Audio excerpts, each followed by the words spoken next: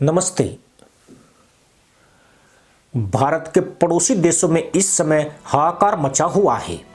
श्रीलंका की अर्थव्यवस्था जहां पटरी पर आने के लिए संघर्ष कर रही है, वहीं बांग्लादेश और पाकिस्तान में मुल्लाओं के उत्पात ने हालातों को जटिल बना दिया है। इनके साथ ही हिमालयी राष्ट्र नेपाल भी संकट का सामना कर रहा है। खास बात यही है कि इन सभी ने भारत से पंगा लेने का दुस्साहस किया था। यहां एक और मुल्लाई देश मालदीव का जिक्र भी जरूरी है, जिसे भारत को एकड़ी दिखाने की भारी कीमत चुकानी पड़ रही है। पर सबसे बुरे हालात पाकिस्तान और बांग्लादेश में है, जहां मदरसा कौम काबू से बाहर है। बढ़ती महंगाई और बेरोजगारी ने मुल्लाइन की चीखें निकाल दी है। इन देशों की इस मुसीबत का भारत से सिर्फ इतना ही कनेक्शन है कि इन्होंने भारत की ताकत से चिढ़कर उससे किनारा कर लिया, जबकि इनकी इस मूर्खता का फायदा चालाक ड्रैगन ने उठाया। चीन के खतरनाक मंसूबे अब दुनिया को दिखने लगे हैं। चीन जो चाल खेल रहा है उससे भारत का तो कुछ नहीं बिगड़ेगा, लेकिन उन देशों की बर्बादी जरूर तय है जो अपने राष्ट्रीय हितों के विरुद्ध जाकर चीन के चंगुल में फंसते जा रहे हैं। दरअसल 2012 में जब शी जिनपिंग चीन के तानाशाह बने तो उनका लॉन्ग टर्म मकसद चीन को पूरी दुनिया पर राज करने का था। चीन आदत से साम्राज्यवादी देश है, मगर मौजूदा दौर में किसी की जमीन पर कब्जा करने का मतलब पूरी दुनिया से लोहा लेना है। ऐसे में चीन ने आर्थिक साम्राज्यवाद की नीति अपनाई, जिसके दो अहम हिस्से प्रॉफिट और पावर हैं। अब इसी की बदौलत चीन ने दुनिया के करीब 150 देशों को भारी कर्ज दे रखा है, जिसका ब्याज इतना ज्यादा है कि चीन से लोन लेने वाले देश डूब रहे हैं। अब यह भी समझ लेते हैं कि चीन का इरादा क्या है, क्यों चीन दुनिया भर में कर्जे बांट रहा है और चीन से कर्ज लेने वाले भारत के पड़ोसी देश कैसे बर्बाद हो गए। जानकर हैरानी होगी कि चीन ने भारत के पड़ोसी देशों को 48 अरब 10 करोड़ डॉलर का ऋण दिया है, जो भारत के पड़ोसी देशों को दी गई रकम से 5 गुना ज्यादा है। यानी भारत ने इसकी तुलना में इन्हीं देशों को 9 अरब डॉलर का ऋण दिया है, जो इन देशों पर बकाया कुल ऋण का महज 2.8% है।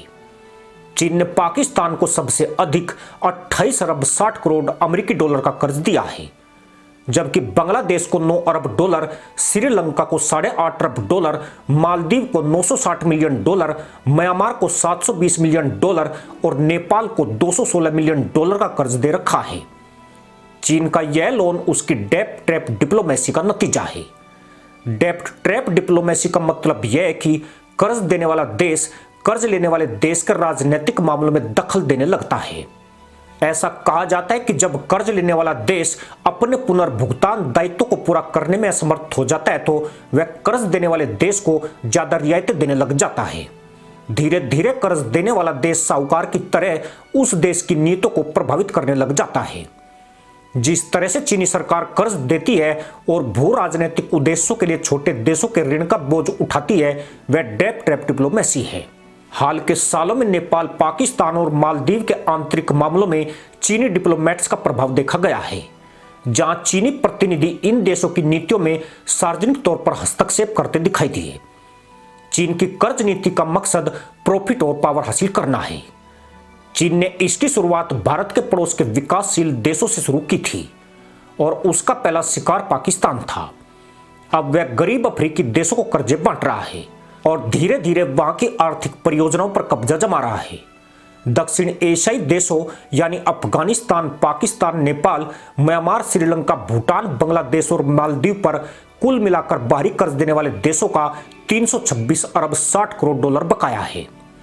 इस रकम में अकेले पाकिस्तान का हिस्सा 130 अरब डॉलर है और बांग्लादेश का 101 अरब डॉलर है।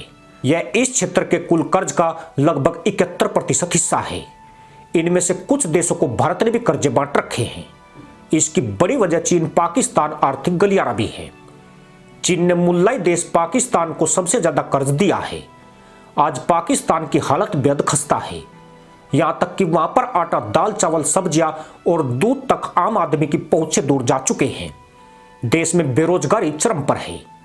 पाकिस्तान अपनी नाजुक वित्तीय स्थिति के चलते IMF से आपातकालीन फंड मांगता रहता है।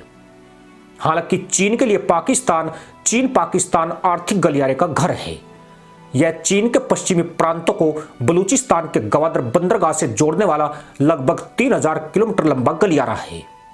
वहीं बांग्लादेश पर कुल 101 अरब डॉलर के कर्ज के साथ 9% हिस्सा चीन का है, यानी उसने चीन से 9 अरब डॉलर का उधार लिया है। बांग्लादेश का सबसे बड़ा कर्जदाता देश जापान है, जिसने उसे 15 अरब 20 करोड़ डॉलर का कर्ज दिया है। वहीं रूस इसका तीसरा सबसे बड़ा कर्जदाता देश है, जिसने उसे 9 अरब डॉलर के लगभग कर्ज दिया है। आज बांग्लादेश की हालत खराब है। वहां शेख हसीना के तख्ता पलट के बाद हालात आउट ऑफ कंट्रोल हो गए हैं और एक अंतरिम मुल्लाई सरकार को देश चलाने में पापड़ बेलने पड़ रहे हैं, जबकि श्रीलंका ने तो पूरा देश ही गिरवी रख दिया है। भारत के पड़ोसी श्रीलंका पर कुल कर्ज 61 अरब 70 करोड़ डॉलर है। चीन ने पिछले कुछ वर्षों में श्रीलंका को 8 अरब 54 करोड़ डॉलर का ऋण दिया है।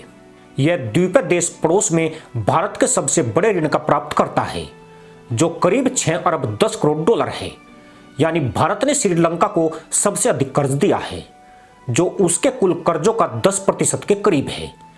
चीन श्रीलंका में मटाला एयरपोर्ट समेत कई प्रोजेक्ट में पैसे लगा रहा है।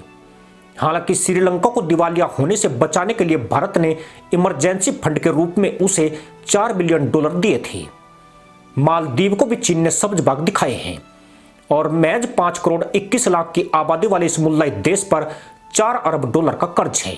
मालदीव के सबसे बड़े ऋणदाता भारत और चीन है, जो उसके कुल कर्ज का 40% हिस्सा है। चीन ने मालदीव को सबसे ज्यादा 960 मिलियन डॉलर का कर्ज दे रखा है।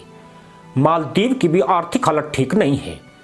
जब से चीन की ओर मालदीव का झुकाव बढ़ा, भारत ने उससे मुंह मोड़ लिया। इसका नतीजा मालदीव की इकोनॉमी पर भी दिखा है।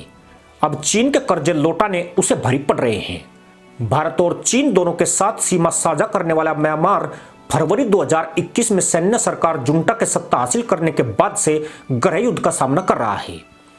म्यांमार पर कुल कर्ज 12 अरब 10 करोड़ डॉलर है, जिसमें से लगभग 6% यानी 720 मिलियन डॉलर चीन का बकाया है।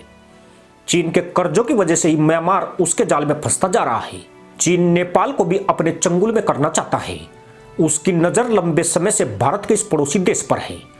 नेपाल पर बकाया कुल विदेशी ऋण का लगभग 3% भारत और चीन ने उधार दिया है, जो लगभग 300 मिलियन डॉलर है। नेपाल चीन के बेल्ट एंड रोड इनिशिएटिव का सदस्य है। यानी भारत के तमाम पड़ोसी देश ड्रैगन के जाल में इस कदर फंस चुके हैं कि अब इनका इससे मुक्त होना बेहद मुश्किल हो गया है। मगर इसकी कीमत यहाँ की जनता को महंगाई, भ्रष्टाचार और बेरोजगारी के रूप में चुकानी पड़ रही है। इसी के साथ अनुमति दोस्तों, जय हिंद, वंदे मातरम।